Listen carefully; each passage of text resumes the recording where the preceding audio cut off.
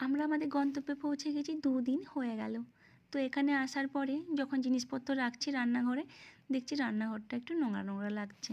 তো আমি যখনই যেখানে যাই তোমরা জানো বাড়ি নিয়ে আমি প্রচণ্ড খুঁতখুঁতে। তো আমি একটু ডিপ ক্লিনিং করিয়ে নিচ্ছি, পুরো বাড়িটাই ডিপ ক্লিনিং করাচ্ছি। রান্নাঘর, বাথরুম, ব্যালকনি, পুরো বাড়িটা ডিপ ক্লিন যদি একবার করিয়ে নেওয়া হয় তো বাড়িটা ঝকঝকে চকচকে হয়ে যায়। আর এই কোম্পানি, আরবান কোম্পানি না ভীষণ ভালো ডিপ ক্লিনিং করে দেয়, মানে এত ভালো ক্লিন করে। দিল্লিতে যখন আমি প্রথম গিয়েছিলাম, আমি প্রথমে যখন ঢুকেছিলাম আমি ক্লিন করিয়ে নিয়েছিলাম ওয়াশরুম, ঘর, পুরো ঘর আমি ডিপ ক্লিনিং করিয়ে নিয়েছিলাম। তারপরে থাকতে শুরু করেছিলাম, কারণ এইটা দরকার নিজের মনের শান্তির জন্য। আর ঘর যখন যেখানেই যাই না কেন, যে বাড়ি হোক, রেন্টে হোক বা নিজের বাড়ি হোক, সেটা প্রথম যখন থাকতে শুরু করি, নতুন বাড়ি হলে আলাদা ব্যাপার, কিন্তু যখন পুরনো বাড়ি আমরা থাকছি তখন তো অন্য কেউ থেকেছে, তো সেখানে কোথাও না কোথাও একটু নোংরা থাকে। এবার কি হয়, অনেক ওনার থাকে যে ওটা ডিপ ক্লিনিং করিয়েই দেয়। যেমন আমরা সেকেন্ড যে দিল্লিতে বাড়িতে ছিলাম, ওখানে ওরা কিন্তু ডিপ ক্লিনিং করিয়ে দিয়েছিল। বাড়িটা ভীষণ ঝকঝকে চকচকে একটা বাড়ি পেয়েছিলাম, ভীষণ সুন্দর ছিল, যেটা আমার খুব পছন্দের একটা বাড়ি ছিল।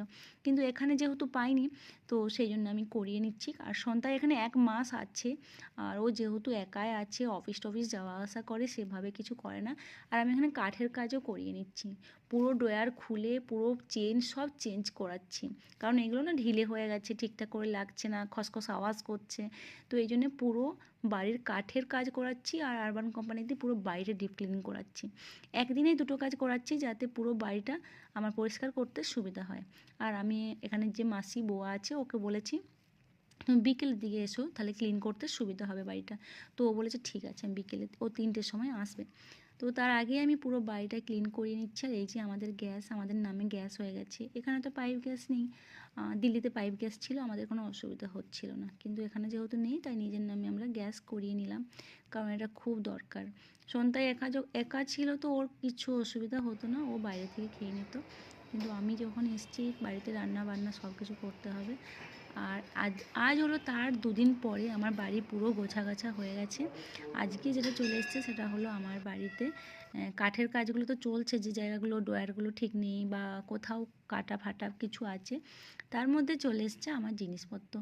4-5 দিন খুব কষ্ট করে কাটালাম। যখন আমরা দিল্লিতে গিয়েছিলাম ওখানে একটা আন্টি ছিল, তো আন্টি জিনিসপত্র কিছু দিয়েছিল, বাসন কুসন। কিন্তু এখানে আমি ওই কয়েক কটা বাসন ফ্লাইটে নিয়ে এসেছিলাম, ব্যাস ওইটুকুই, বাকি বাসন কুসন তো আর কিছু নেই। তো এখানে এইগুলো আসার পরে আমার একটু সুবিধা হবে। আর ওয়াশিং মেশিনটা খুব দরকার কাপড় কাচার জন্য। তো এই যে জিনিসপত্র থাক থাক করে এখন নামাচ্ছে, আর জিনিসপত্রগুলো দেখে কি ভালো লাগে।